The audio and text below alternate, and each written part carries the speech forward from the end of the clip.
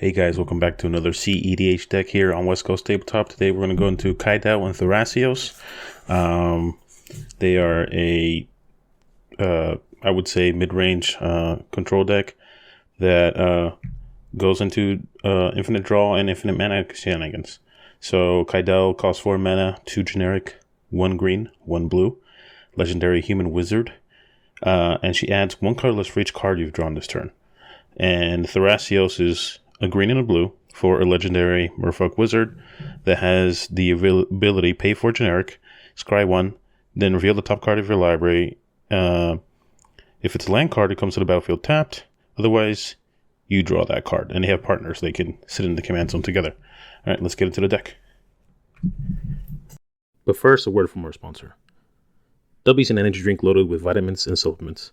Its caffeine is derived from whole fruit extract. Dubby has been formulated for anyone who wants to focus without crash or jitters. With no artificial flavors and 0 calories and sugar, Dubby is the perfect gluten-free drink when you want that little boost. Just one mix with the rounded scoop into 6 to 8 ounces of cold water, and you'll have a cool, refreshing, and energizing drink. To pick up your own tub of Dubby or shaker cup, go to www.dubby.gg and use code #WCTT at checkout for 10% off your entire order. Or just follow the link in the video description. Thank you for watching, and now back to the video. Alright, as customary, we're going to get into the lands. So, we start off with Command Tower, Reflecting Pool, Mana Confluence, Forbidden Orchard, Tarnished Citadel, Spire of Ministry, Exotic Orchard, City of Brass, Dream Root Cascade, Breeding Pool, Vine Glimmer Snarl, Yevamaya Coast, Hinterland Harbor, Verdant Catacombs, Misty Rainforest, Ancient Tomb, Alchemist Refuge, Academy Ruins, Command Beacon, Reliquary Tower, Boseiju Who Endures, Yevamaya Cradle of Growth, A Forest, Ninamo School at Water's Edge, Rivendell, Odwara Soaring City, and 2 islands.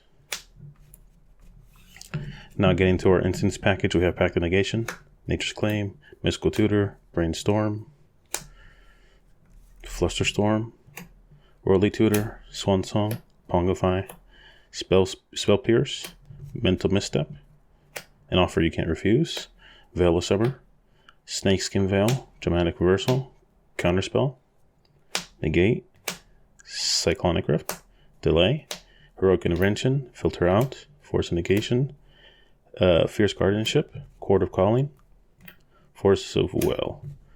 And onto our sorceries package, we have a Gitaxian Probe, a Preordain, Green Sun Zath, Ponder, Finale of Revelation, Fabricate, and onto our artifacts package, we have a Mox Opal, Chrome Mox, Mox Diamond, Jewel Lotus, Mana Crypt, Mana Vault, Soul Ring, Sensei's Divine Top, a Isochron Scepter, a Mind Stone, Arcane Signet, Simic Signet, Felwar Stone, Thought Vessel, Talisman of Curiosity, Swiftfoot Boots, Scroll Rack, Basalt Monolith, Umbral Mantle, the One Ring, and Sword of Parents.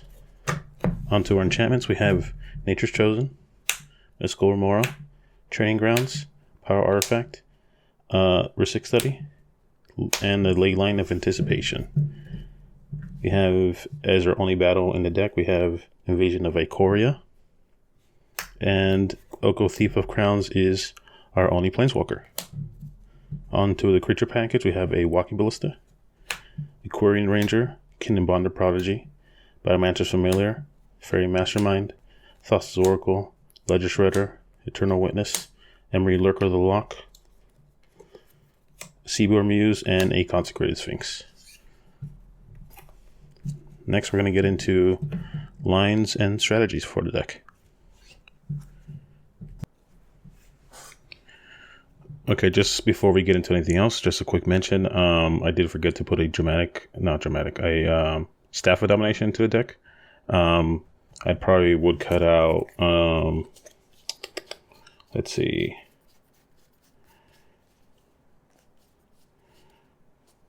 Probably one of the worst pieces of interaction in the deck. because we have so much interaction anyways.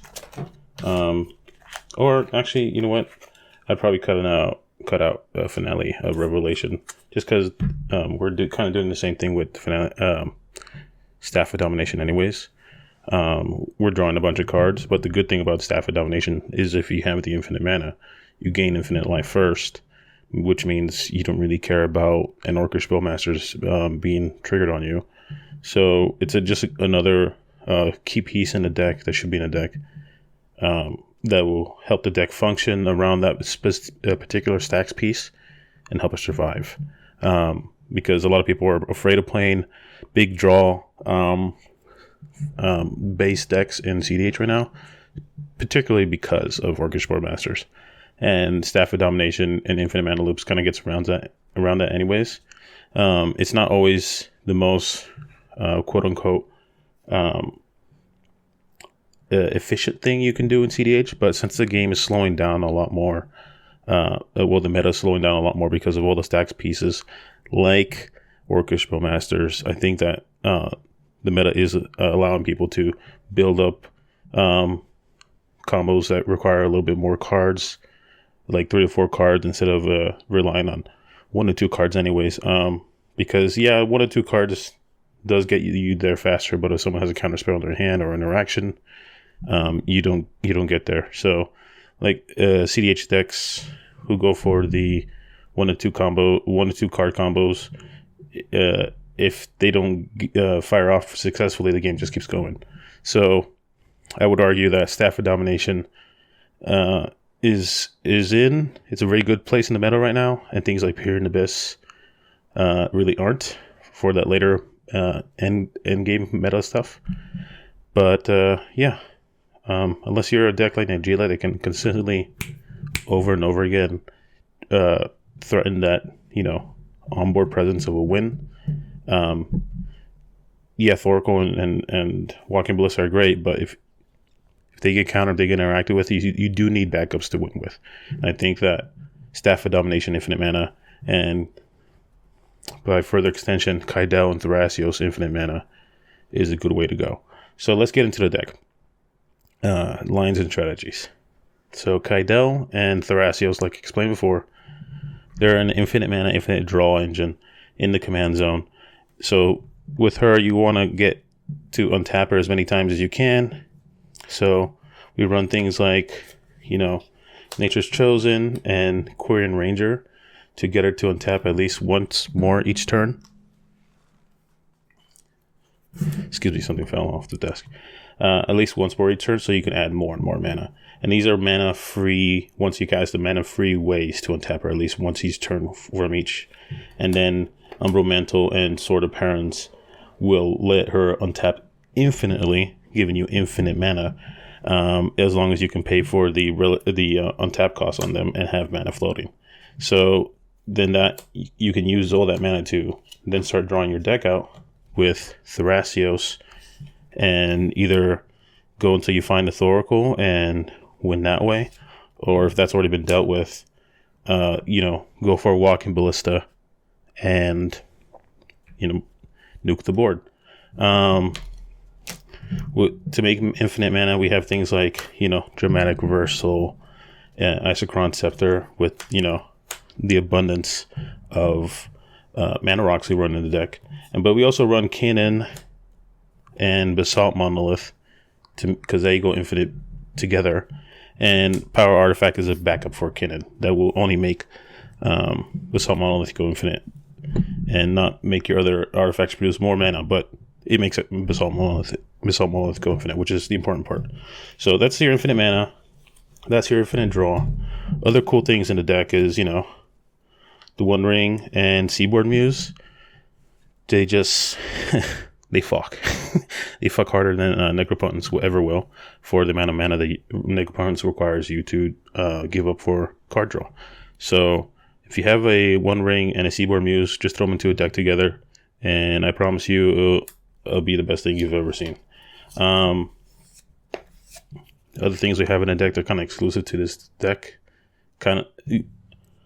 Kenny runs it too, but Biomancer Familiar and Training Grounds in here to reduce the activation costs of Tharasios just to push the envelope a little bit further into a faster combo. But yeah, that's the deck, guys. If you have any questions, let me know, and see you guys next time.